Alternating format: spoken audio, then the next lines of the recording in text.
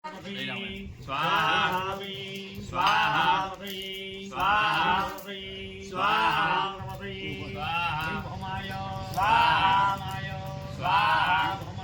स्वाहा। Hello YouTube family, કેમ છો? મજામાં? જય માતાજી, જય મંગલ। તો અત્યારે જો આપણે આવી ગયા છીએ જગનેશ્વર મહાદેવના મંદિરે, કારણ કે અહીંયા જીર્ણોદ્વાર કરવાનો છે, એના નિમિત્તે હવન રાખેલો છે। તો હાલો આપણે અંદર જઈ અને હું તમને બધાને બતાવું કે કઈ રીતનું છે। તો હશે જગનેશ્વર મહાદેવ, શોબડ ગામ, તળાજા તાલુકો।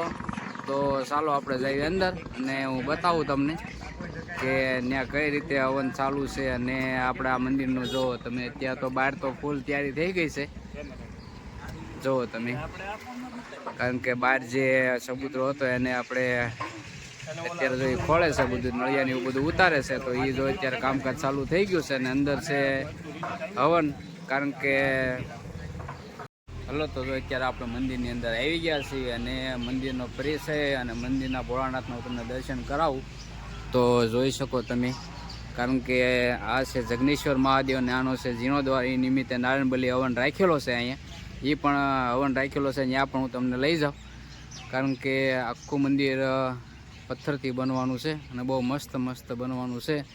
એ પણ હું તમને બતાવીશ અને પ્લાન તો હજી કાંઈ છે નહીં, તો વિડીયોમાં કન્ટિન્યુ બન્યા રહીજો। હાલો તો લઈ જાઓ તમને અંદર દર્શન કરવા કે અમારા જગનેશ્વર મહાદેવ। તો જો આ રીતનું કંઈક મંદિર છે, મસ્ત મંદિર છે, જો તમે જગનેશ્વર મહાદેવ। અને આ આપણને ખ્યાલ તો નથી, કારણ કે જો આ રીતની કંઈક શિલાલેખ છે પહેલાંની, જો તમને કોઈને વાંચતા આવડતું હોય તો જોઈ શકો તમે, કારણ કે આ તો કેટલા વર્ષો જૂનું મંદિર છે, જો તમે આ રીતની કંઈક શિલાલેખ છે। બસ તો અને હવે તમને હું અંદર દર્શન કરાવું ભોળાનાથના। જો અમારે જગનેશ્વર મહાદેવ છે, જો આ રીતનું કંઈક મંદિર છે। તો આ જીર્ણોદ્વાર નિમિત્તે આપણે નારાયણબલી હવન રાખેલો છે, પણ ત્યાં તમને લઈ જાઓ હમણાં, કારણ કે આ બહુ એકદમ નાનું મંદિર છે। હવે જે કાંઈ બનશે એ આનાથી બહુ મોટું મંદિર બનશે। અને જો આ રીતનું કંઈક બહારનું લોકેશન છે, અને જો સામે આયલા આવે એ આ મંદિરના પૂંજારી છે મુકેશગીરી ગોસ્વામી, અને બાજુમાં છે એ કૈલાસગીરી ગોસ્વામી છે, એ કામોળ પૂજા કરે છે। અને જો આ રીતનું કંઈક પરિસર છે, જો તમે, કારણ કે વિશાળ જગ્યા છે। જો અમારા કાનભાઈ બેઠા છે, સર છે, અત્યારે એ મંત્રી બની ગયા છે। બસ તો બીજું તો કાંઈ નહીં, હાલો હું તમને આપણે નારાયણબલી હવન ચાલુ છે ત્યાં લઈ જાઉં અને બતાવું તમને કઈ રીતનું હવન ચાલુ છે। અને કારણ કે જો આ બધું ઉત્થાપન કરવાનું હોય એ નિમિત્તે હવન રાખેલો છે, કારણ કે પ્રાણ બધાને લેવાના હોય ને પછી જીર્ણોદ્વાર થાય એટલે પ્રાણ પૂરવાના હોય, એટલે એ રીતનો કંઈક હવન હોય। તો જો આખું આ મંદિર છે, એ મંદિર આખું ધ્વજ કરી દેવાનું, અને પછી જો આપણે જઈએ ત્યાં નારાયણબલી હવન તરફ।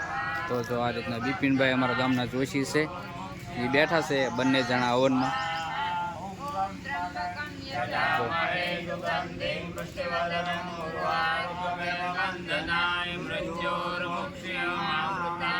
કારણ કે હવન કરવો એ મહત્વનું છે, નારાયણબલી હવન।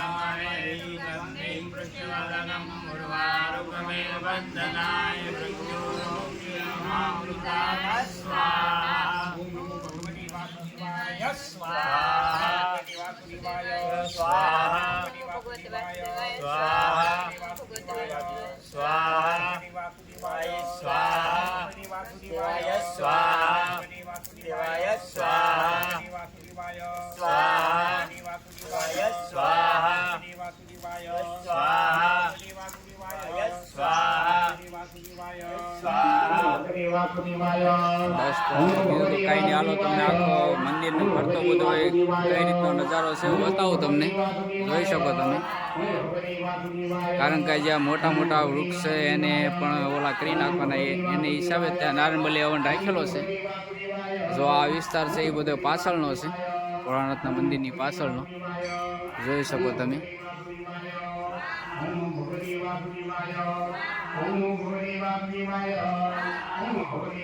બસ તો બીજું તો કાંઈ નહીં, કારણ કે જો મેં તમને નારાયણ બલી હવન થાય છે એ બતાવ્યો છે. અને જુઓ તમે, કારણ કે અત્યારે લાઈટ હતી નહીં, પણ લાઈટ આવી ગઈ છે.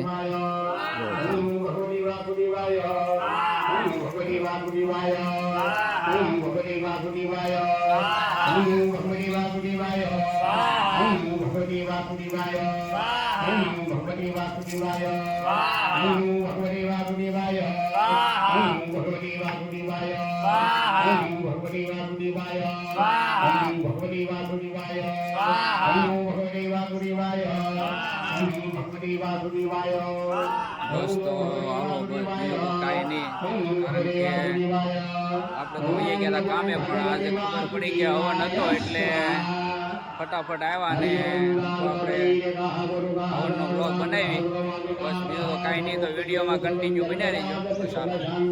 સહાય કરો, સન્મુખ રહ્યો દેવ, તવ ચરણ વંદન કરો. આપણે એનો વ્લોગ કરવી છે પૂરો. તો જય માતાજી, જય મંગલ. મળીશું આપણે નવા વ્લોગમાં. ને જો અત્યારે આવ્યા હતા આપણે ભોળાનાથે વ્લોગ ઉતારવા, તો કાલે વ્લોગ આવી જાય છે. બસ તો અમારે જો આશીષભાઈ પૂંજામાં જાય છે અને એનો વ્લોગ કરવી છે આપણે પૂરો. તો હાલો, જય માતાજી, જય મંગલ, બાય.